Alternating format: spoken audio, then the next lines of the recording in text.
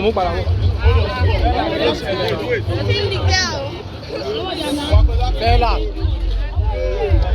Pela.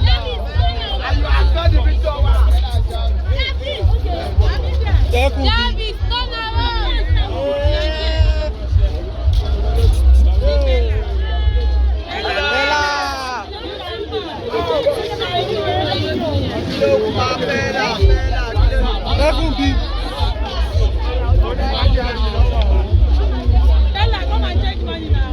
How to give me money? Buy 2. Give me, I go collect.